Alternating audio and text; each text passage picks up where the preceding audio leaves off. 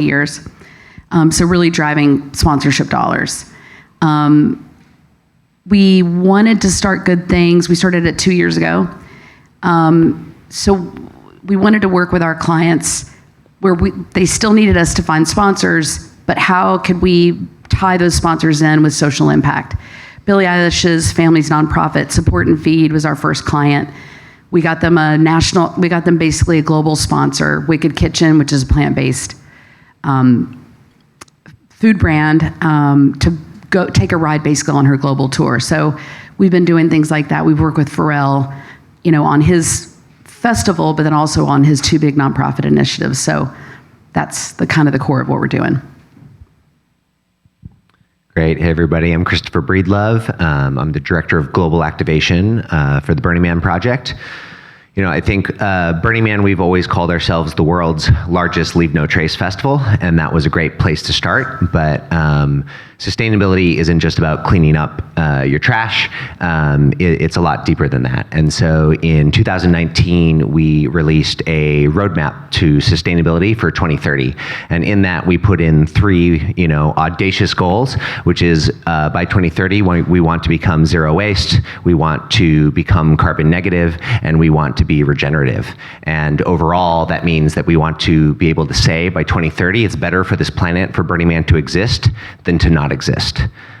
Those are really big goals, and we have a lot of work to do to get there. But we are in northern Nevada, about an hour north of Reno, and so we are in a small desert community, and we really see ourselves as a community on the front lines of climate change. It is coastal communities and desert communities that are going to feel this first, and so we think that if we can work on solutions there, then we can share those out with others. I produce a event music festival for queer women, and I've been doing that for 34 years. And so for me, what's been most important is making sure that the entire community, which is composed of, it's just a microcosm of the world, that everybody feels heard, that they know that they have a place at the table, that they're valued, and how do you do that when you're dealing with so many cultural backgrounds? And so it's been my job as an event producer to create a community and an environment for 5 days where isms aren't allowed. And it's part of our messaging, that when you enter the door of the Dinah, you enter a world for 5 days where isms don't exist, and that people need to drop their own walls and really be there for 5 days, just experiencing community and inspiration and femaleness, however that's identified today, because even that's morphing as well. And so the social impact after 5 days of coming with an idea of what the world looks like for you, and then leaving with a knowledge of what the world can be like.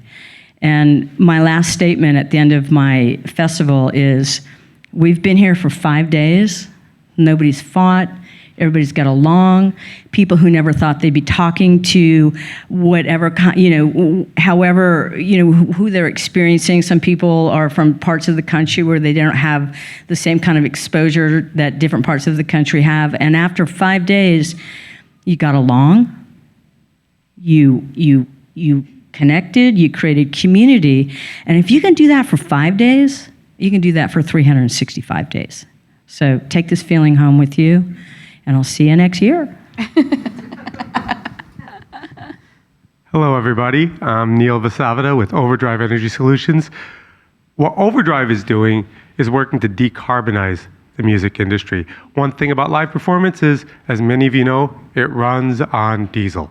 And our mission is to use renewable energy, not just solar, but a number of different technologies to reduce and eventually eliminate the use of diesel. But that's not really the challenge. The technology's there. It's a cultural thing. And one thing I wanted to point out right here in this room is how amazing it is to have all these colleagues from different places. We have our friends from our cup, we have Eduardo from Global Unity, Hazel over there, and also, where are you? Mariah, okay, was our part of the Music Sustainability Association with me. We have, Kurt Miner over here, who's my cohort, we're both on the board of directors of the Event Safety Alliance. And there is a lot of overlap between diversity, equity, inclusion, safety, and sustainability. And the way that we change behavior, whether it is to get people to be more open, accepting, to waste less, to be cleaner and use less fossil fuels, is by driving culture. Yep. So even though I started my career as an engineer, more and more, we're engaged in changing culture. And that's why I appreciate all of you being here, all of our colleagues, new friends, and everyone here on the board. Thank you. Now, let's talk about the evolution of sustainability and where it was when you first started in the industry and what you've seen, because I know you're in the music industry and have just been on the sustainability panel. So do tell us a little bit about that. Well, I feel like I started in the 90s, so I don't even know that I want to go there. But I'm going to talk about maybe how he and I intersected. In 2007, we started to plan Rothbury in Michigan. The economy was really shitty. We were going to do the first show in 2008, which we did. It was a field. I think you came on to figure out, help us with what y'all done to Black Rock Solar. Black Rock Solar. Right. But it was all about how we could have a music festival and sustainability panels and be sustainable from the inside out. So this was in 2008. AEG was our partner. Madison House and AEG did that show.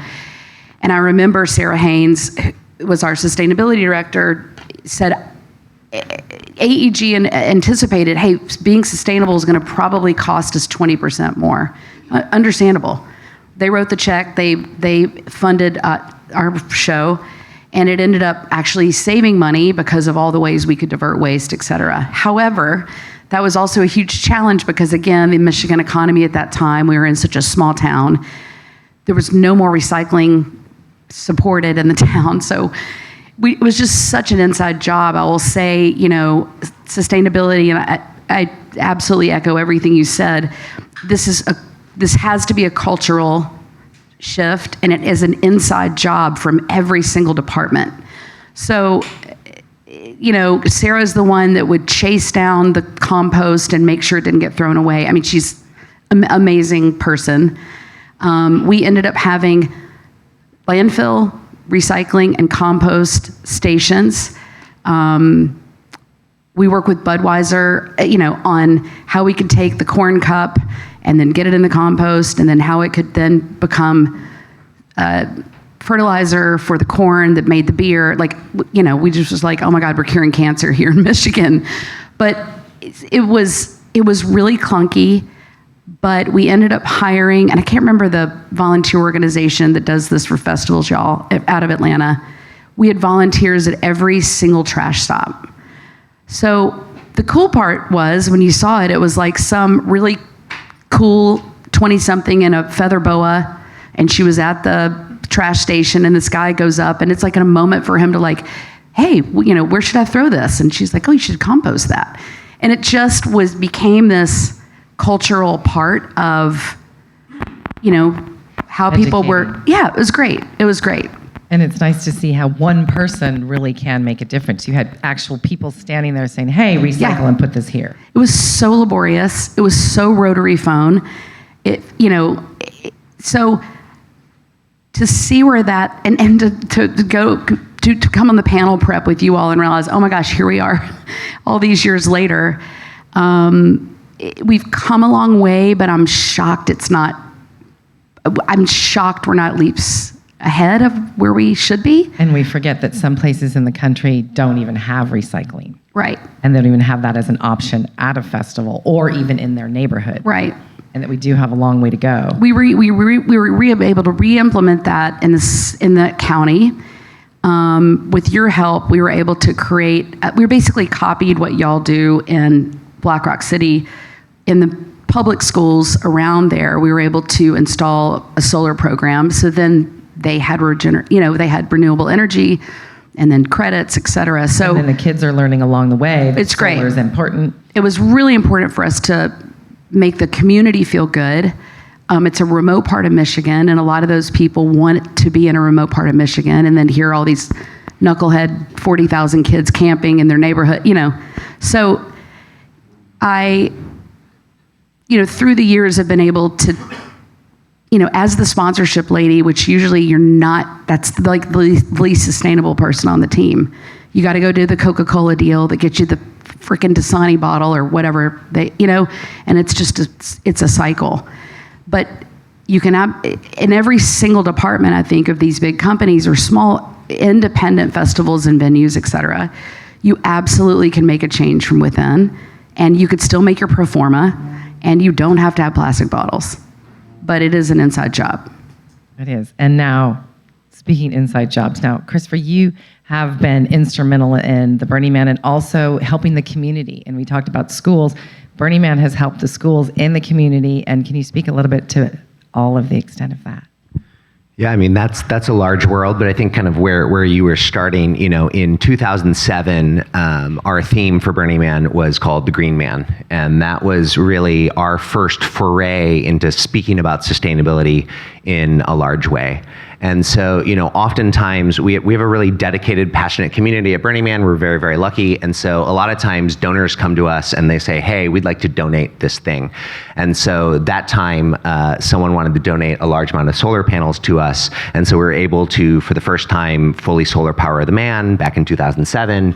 And that started a non-for-profit afterwards, because we went to the local indigenous community, the Northern Paiute, Pyramid Lake Paiute, and were able to then build a solar array for them from that solar that had been built around the man. So that created a whole non-for-profit for us that ran for about a decade called the Black Rock Solar Foundation. We ran that for about a decade. We did over 100 solar arrays across Nevada, one in Michigan for Rothbury.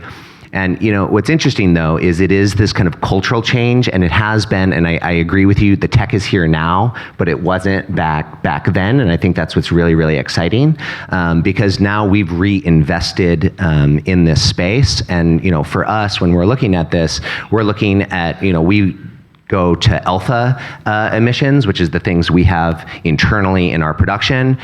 We have the beta emissions, which are the things created by our participants, and we're a little bit different at Burning Man. Our participants build most of our stages, so we really have to work with them in teaching them how to get onto this. And then we have our delta emissions, which are done by our vendors, as well as our properties in the area. And so for us, it becomes this very large view of what we mean by emissions and what we mean by sustainability. And each step of the way, we have to be working on that culture. And speaking of culture, so do tell us, Mariah, how you have developed this culture and really made a movement that everybody wants to go to, because everybody out there that has a festival wants regulars to come, but you've really, for 30 years, been able to build. Tell us about that. Yeah. I think what's most important about creating any culture is to really be and live the culture that you want to create. I think it's very important to do the right thing, but when the right thing just becomes the thing, where there's no right or wrong, it's just what you have to do, I think that's a really important place to get as a producer or people who are coming together to produce festivals, because the truth is that we have so much impact. I mean, when you're producing a festival and someone at the end of the weekend says, this was life-changing, there's a responsibility there that I don't think we should take for granted in this industry, because it's so long-lasting. And so some of the ways to address that kind of responsibility, you have to invite everybody to the table. That means that people need to see themselves. So they need to see themselves in advertising, because if they don't feel invited. They have to feel like they have a voice at the event. They have to feel like they have a place at the event. That means that the music that you're offering, whether it's DJs, whether it's your talent, has to actually be super broad, because you don't want to leave anyone out. And then you have to create an environment with your staff. Like I'm really all about, really that there's a spiritual journey that's part of what we do, because what we're doing is we're changing the world. And if we're changing the world, the inward journey actually helps activate the outward journey. And so if we're talking about sustainability and culture, I think that as producers, as people responsible for this large of a group of people coming together, that we also have a responsibility to clean our own garbage out, to recycle our own garbage so that it becomes green. And I know that sounds super woo-woo, but it actually creates an energy that trickles down to your staff, and then that trickles down to your customers. And that, at the end of the day, is how you create an event that lasts for 33 years, because they feel it. They feel like they're part of something that's actually a little bit more than just a music festival, a little bit more than just a really incredible 5-day experience. They feel like it's a life-changing experience. And the thing that I hear at the end of my festival every year, is the energy here was amazing. And I kind of smile inwardly because, yeah, that's intention. We did that on purpose to help you feel it so that you can take it and you can live it too. So I do think that these really grand topics are important, but I also think they start individually, that we have to take responsibility for how we show up in the world. Because otherwise it's just doing the right thing instead of doing the thing. Because the thing is something natural that you can't not do. And it becomes something, I think, very, very powerful that your customers feel. And Neel, tell us about how it is to be setting up these big stages and how the evolution of the industry has changed so much. In the beginning, we thought just having reusable cups was a big sustainable thing, but you have taken it so much further. How is it for people out here that want to be sustainable? How hard is it to have a company like yours come in and help?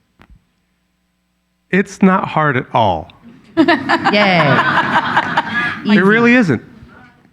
The difficult part is getting your people to trust and to go along with it.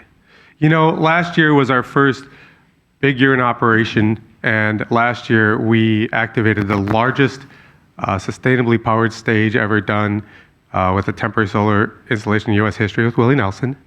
And then we did the largest solar activation ever in U.S. concert history with Billie Eilish.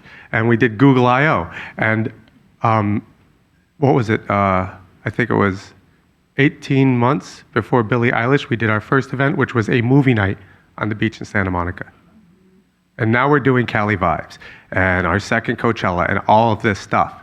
That's not the difficult part. The difficult part is, frankly, production managers are busy people. And we have this culture in our industry that it's just not enough time.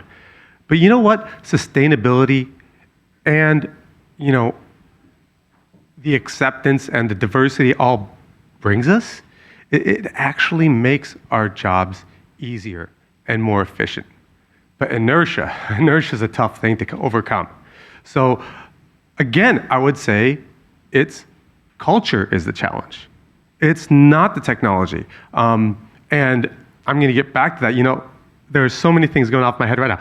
Caroline, Andrea Senjabush, Music Midtown, 2013. That's when I met you. Yeah, okay. I'm glad we figured that Right? out. Yeah, totally. And then yes, totally. Breedlove here, the story goes, my partner Veronica knows him from Freak Easy days in Chicago many years ago. We've all been here doing this for a long time. So the challenge is spreading that culture. We have the tools, again, to bring people up that are in this crowd. You know, Circular Unity has the tools to measure and to know what we're using. Our cup has the tools.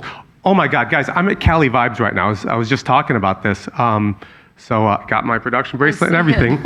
Drove up this morning. Last night, they called the all clear around 11 o'clock, and I looked across the site, and there were no cups on the ground. There was no plastic. They cleaned it all up in record time. If any of you have ever been at a major festival after doors, it's crunch, crunch, crunch, crunch. That's how you walk around.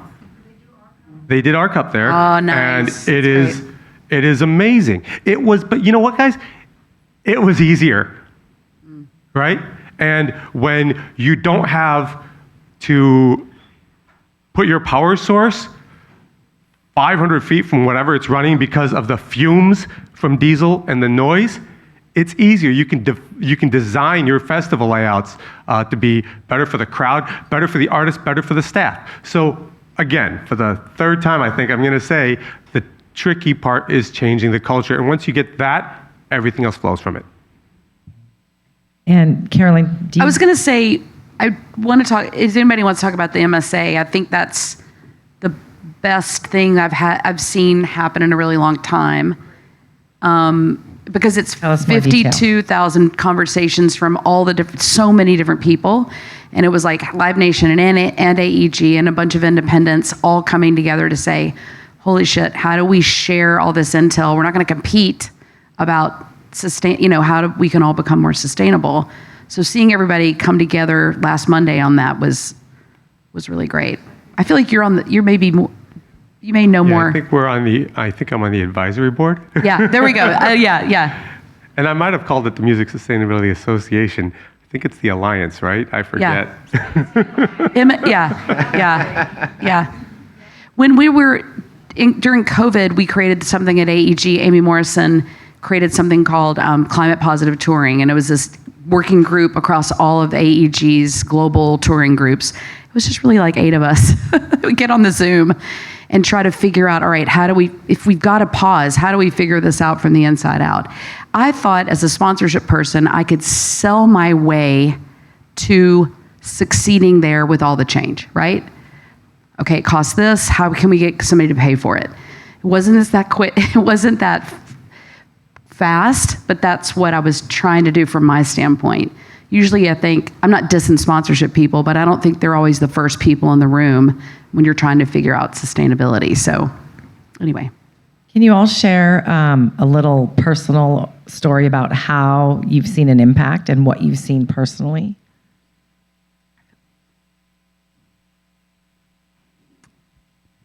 Or how you motivated somebody to make that change? Because when you said you were the one, there were 8 people, and now it seems like everybody has a sustainability coordinator in their team.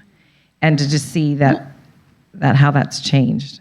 Do you have? I just feel like the MSA conference or summit or whatever at Nokia in LA last week, the morning after Grammys, it was packed. Kevin had tons of students there from his class at USC, tons of panels. Maggie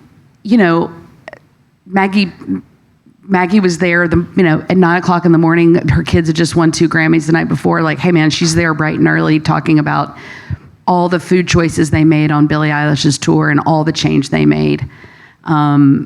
It was just so good to finally see a lot of people come together. Yeah. And you were backstage making sure all the food got where it needed if there was extra food and calling. So. It's continual but constant change, I think, that we've been working on. And, for me, what I feel really excited about with what we've been doing is that, we have been making a multi-prong approach on our internal systems. And so in this last year, we changed our big power vendor from a Greco to Sunbelt. And we did that even though it hurt for other reasons, because Sunbelt was willing to work with us on expanding the hybrid generator packs with us. That was huge. We've started to move to all solar light towers during our builds. We're experimenting with using renewable diesel.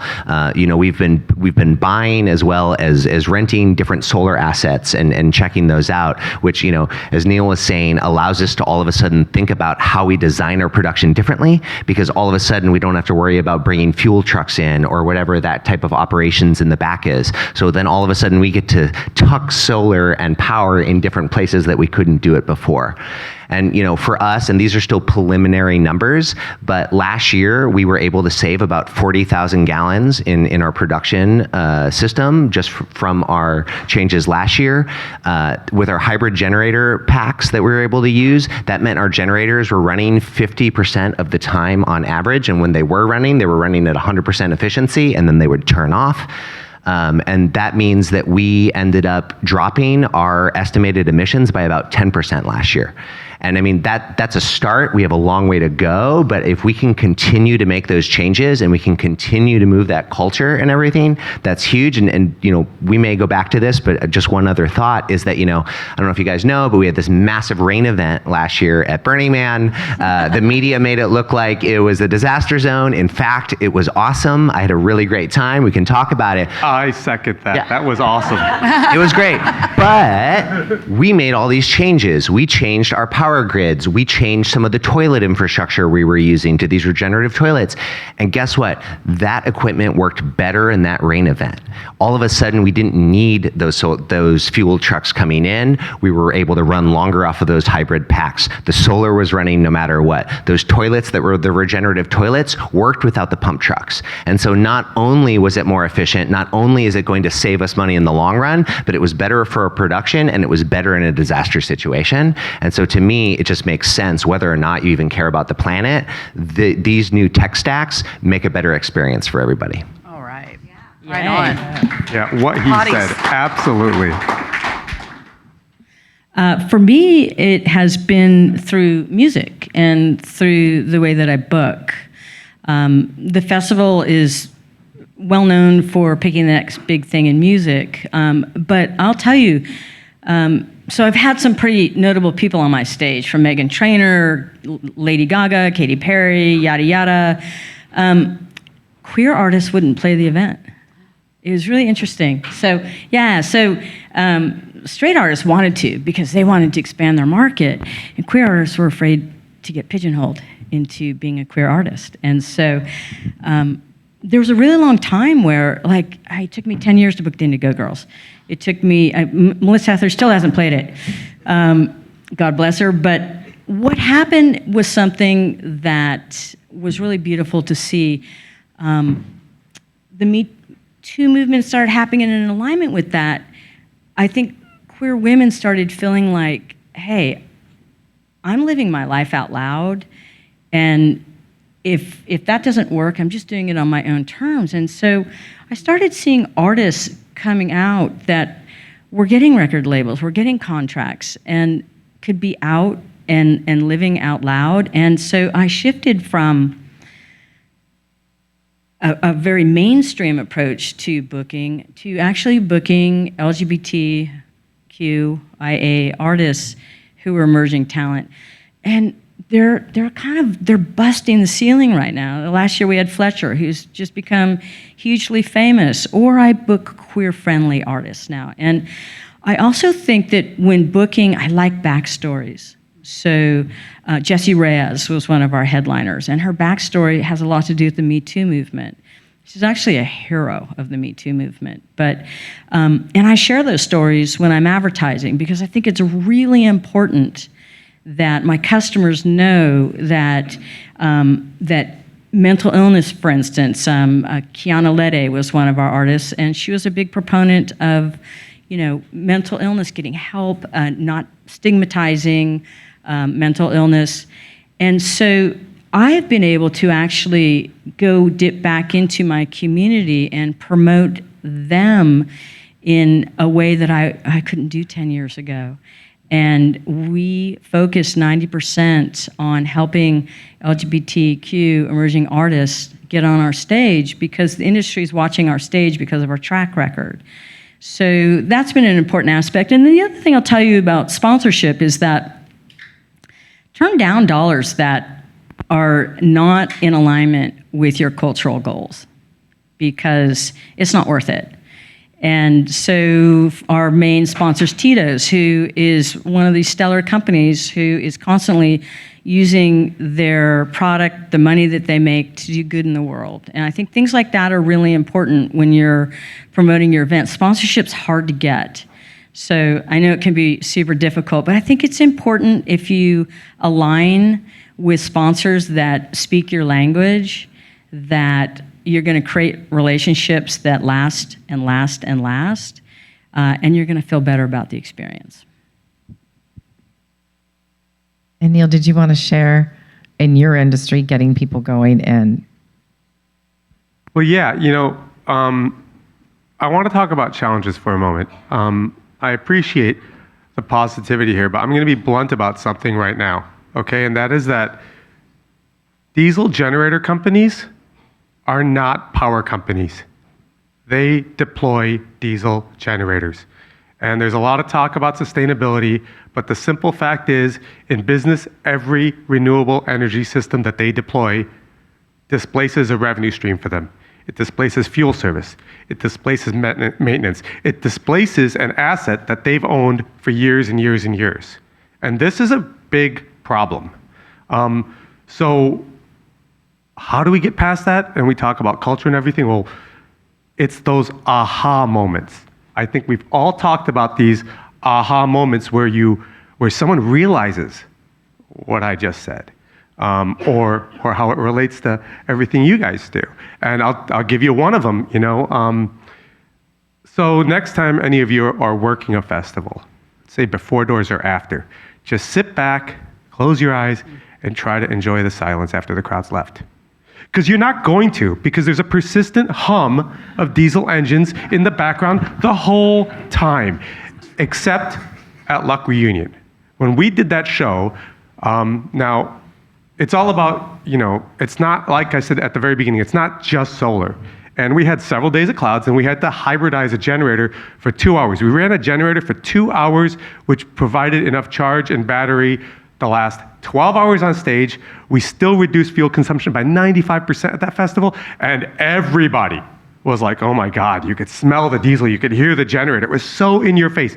That aha moment and a combination of them is one reason why, so far this year, every single event that we've done, that we did last year, has come back to us. That's happening again this year. It's those aha moments. And let's also be honest about the challenges we have. And let's put these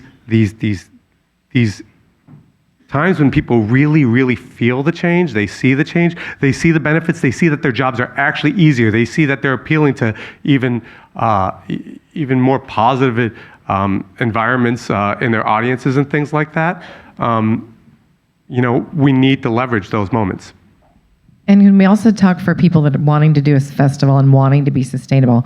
Do we have some vendors that you like, or people that you recommend besides you, obviously, but other vendors? And can you kind of go down the list and everybody share somebody that has really made an impact and somebody that these people can go to and say, oh yeah, I heard about you and this is what I need for my festival?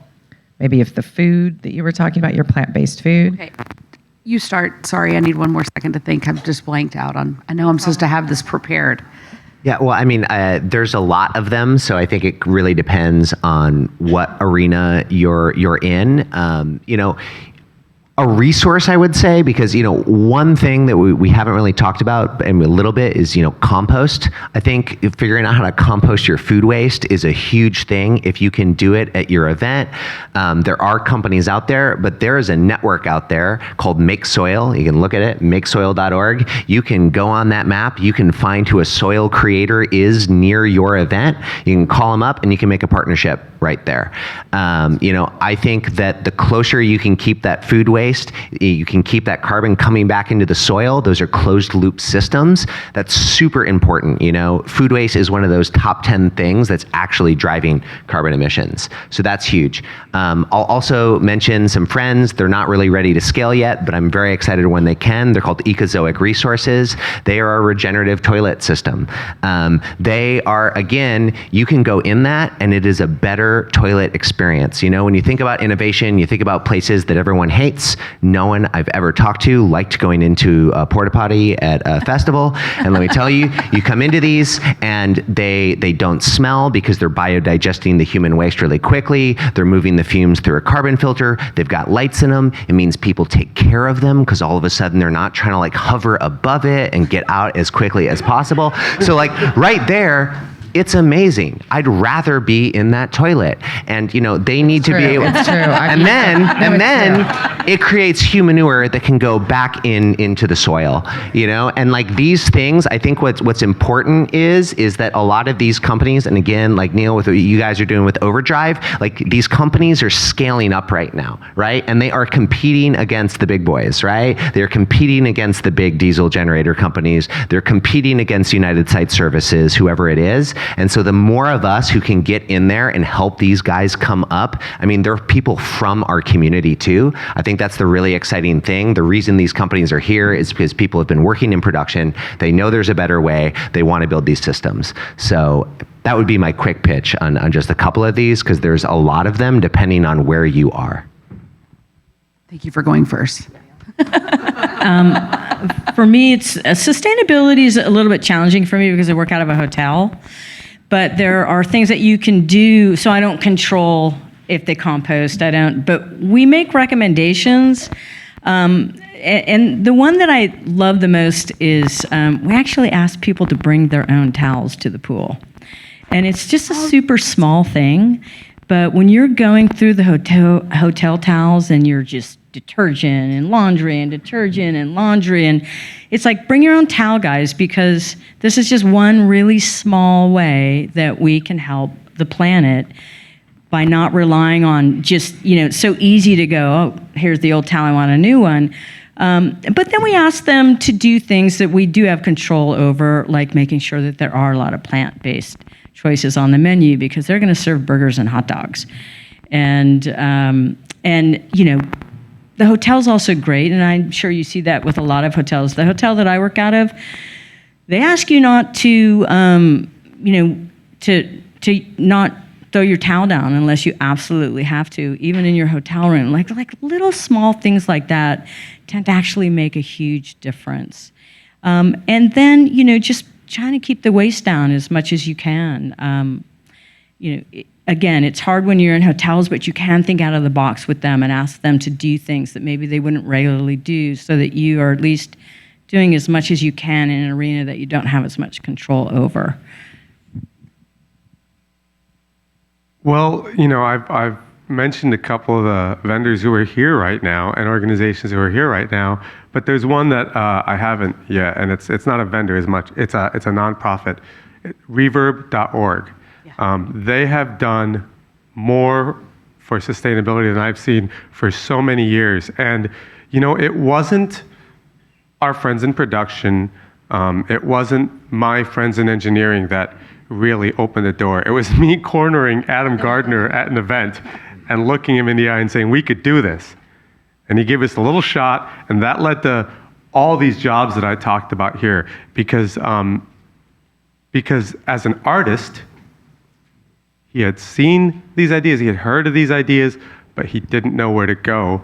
And through the lever of the nonprofit that they run, they were able to open these doors with artists. Which brings me to the next point, which is, again, as a production person, I understand how resource constrained we are, and in a different way than a lot of other departments. It's time, it's staff, it's weather. It's so many other things that are on their plate. And what makes things happen in our business? It's artists and it's sponsors. Right? So when we have organizations and we have people who can help drive the artists and sponsors, that helps drive sustainability. I do have one other comment about what Breedlove said here. Christopher, I'm sorry. The issue with a lot of sustainability as far as funding goes is really what I call a capital equipment lending problem, at least in our business. So I'm going to give you a specific example here, which is that battery generator systems, people don't know this, but the modern battery systems that we now use have 10 to 15 year service lives. They have no maintenance. They have no moving parts. We could afford to rent generators for the exact same cost as the diesel ones if we could amortize these costs over the period of time. I am sure that it's the same way, again, with RCUP. Just looking at that site, how many intangibles as far as savings of cost and labor there are, related to that, right? So one of the things I think we need to work on is also getting the financial community to see that we are good investments. And I'm not just talking about Overdrive. I'm talking about the whole concept of sustainability, where we're being efficient, we're using less. And yes, in my case, and in so many other of the vendors' cases, the upfront cost, because it's something that we're developing, is higher. But the simple fact that we are using less, right? We are more efficient, means that the return on the investment is so strong. How about reusable staging and design and things like that, right? Make our stuff more durable materials than the foam that we usually cut, and then we learned the hard way. We got some great theatrical sets for Lakes of Fire that melted in the rain, So So that's just the other thing about vendors I wanted to mention, is that if we support them now, it's a good business decision for the financial community as well. And that leads in perfectly to sponsors. We've talked about sponsorship. Can you all give us an example of a sponsor and a program that you've done with them and that you've brought to them or that they've opened up to, and friendly sponsors? Okay, I'm going to take a little bit of a shift from sustainability and talk about Pharrell's Something in the Water this last year in Virginia Beach, his hometown. Walmart ended up coming in. They sponsored the whole festival. One reason they wanted to do that is they wanted to have a thread through, and a chunk of the sponsorship fee went to supporting his nonprofit Black Ambition. He has two. And that helps provide grants to Black and Latina founded companies. It's a great organization. They wanted to also make sure for a lot of those founders and makers, is that maybe in the, can Walmart get some of those companies on their shelves, right? Because it's a lot of CPG brands. I absolutely never thought Pharrell would take Walmart as a presents. Like, who was going to do that?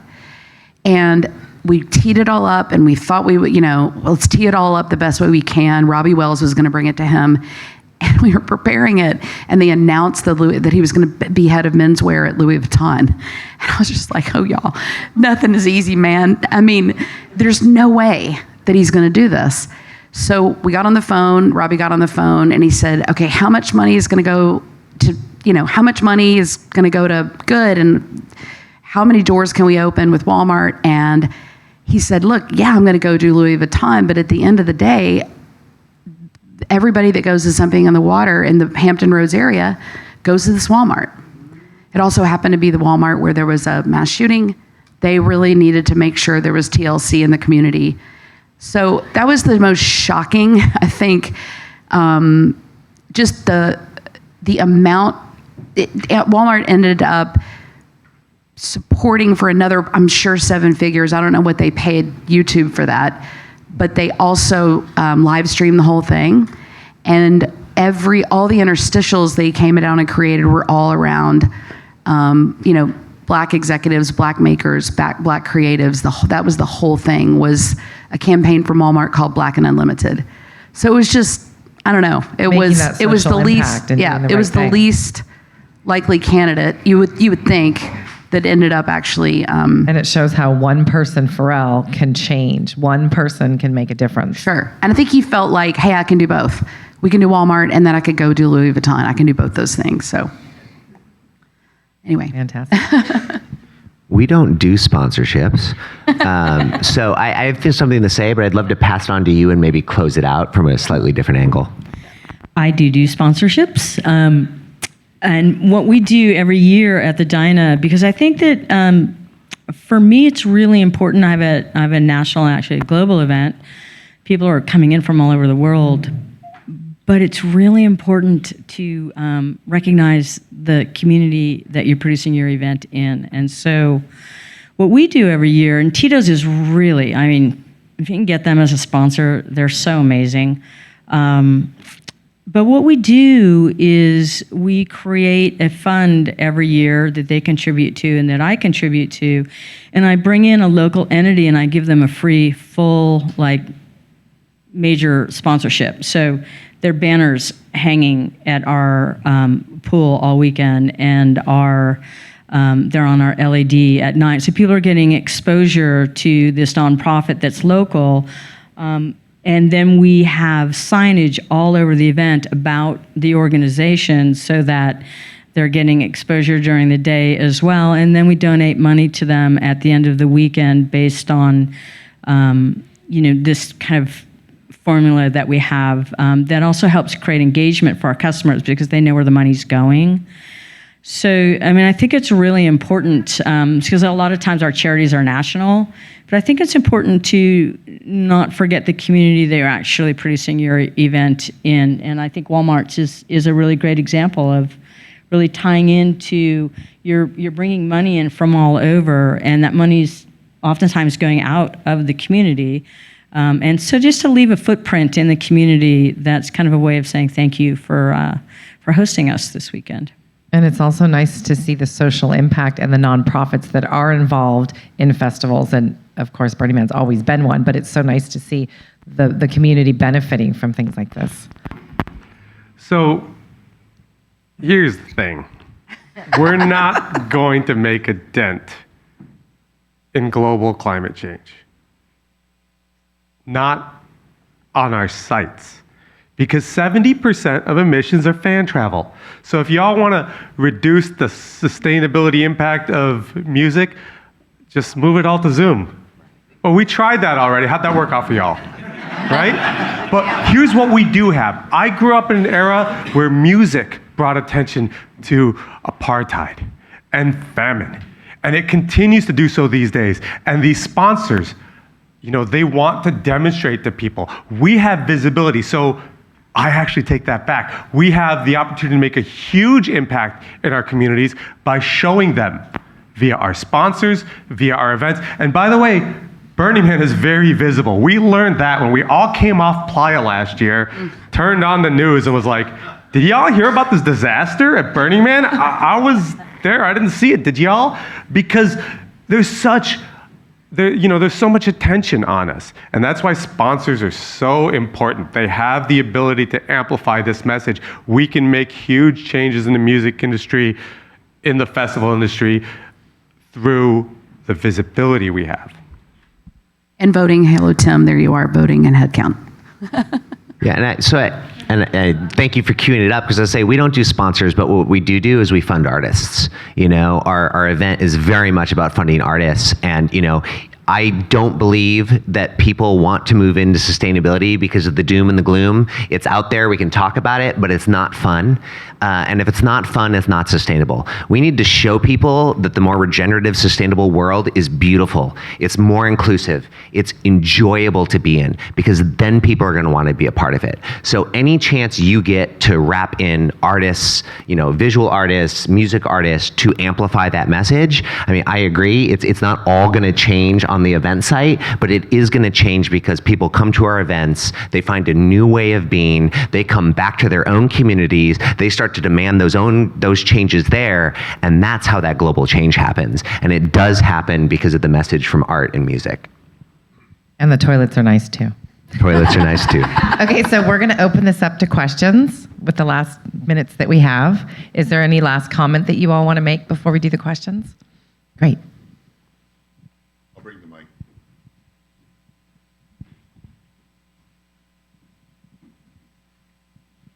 Hi, my name's Jessica, and I had a question for you, Neel, about trust. I'm coming from a nonprofit that's trying to make an impact in the tech space, but from ticketing.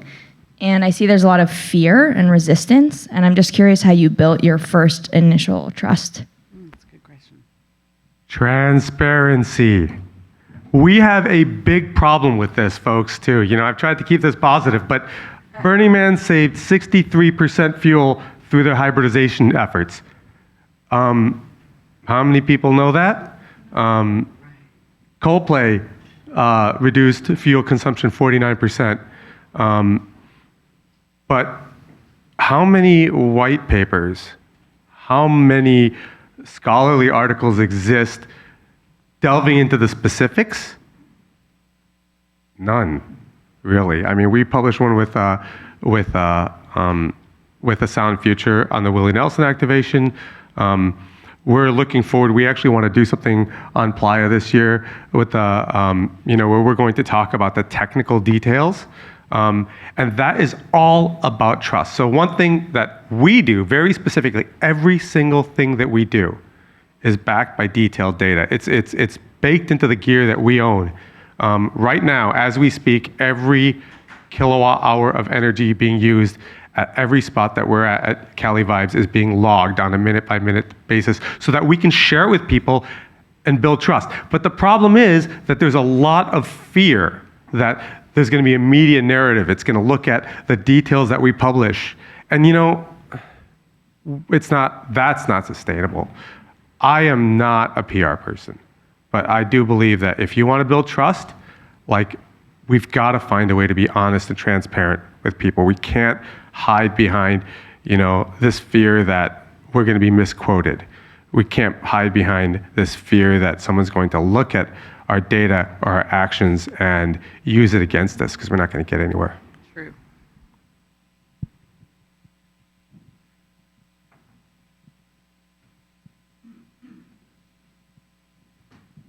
Hello.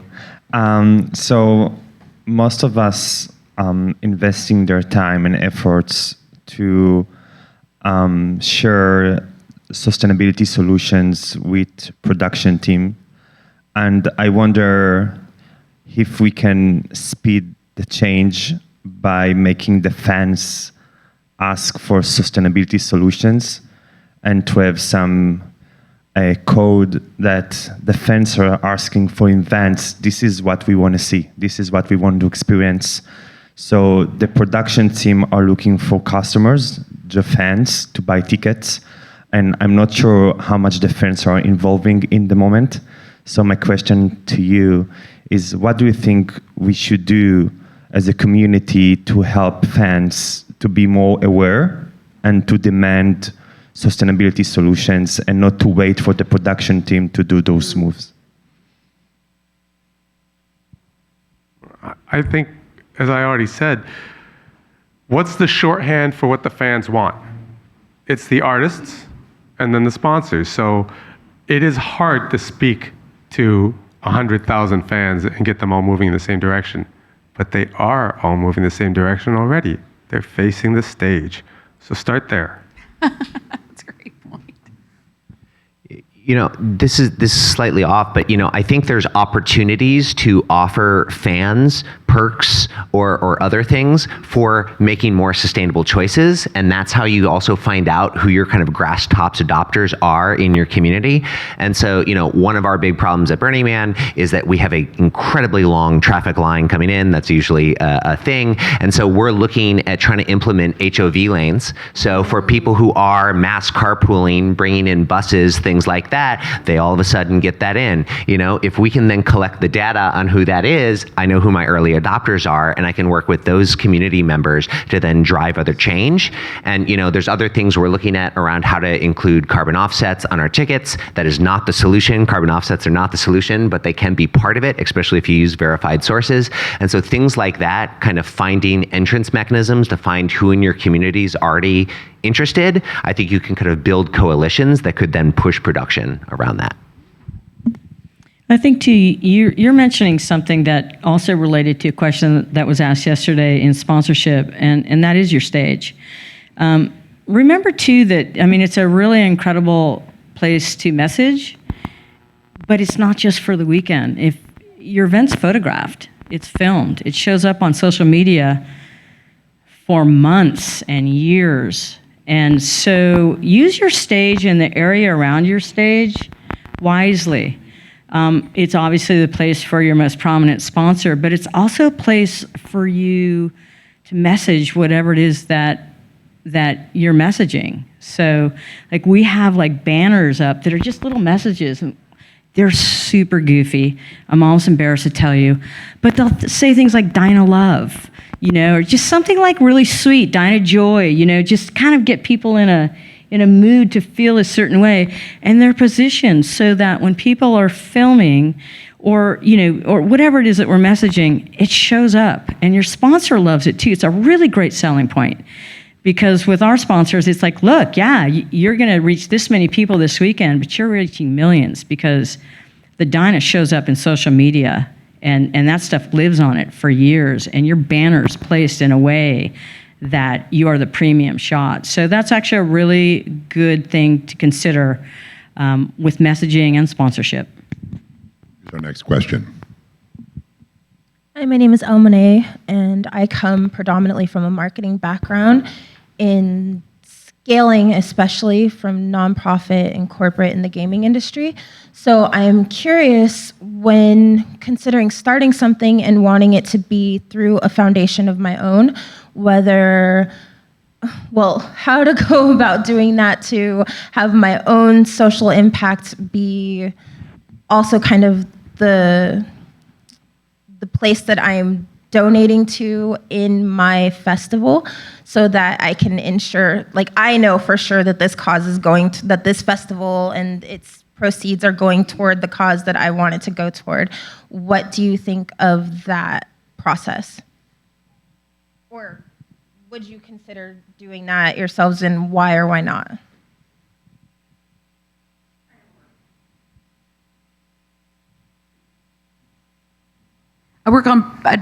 I'm not the expert here. I work on Bumbershoot in Seattle, which is a nonprofit.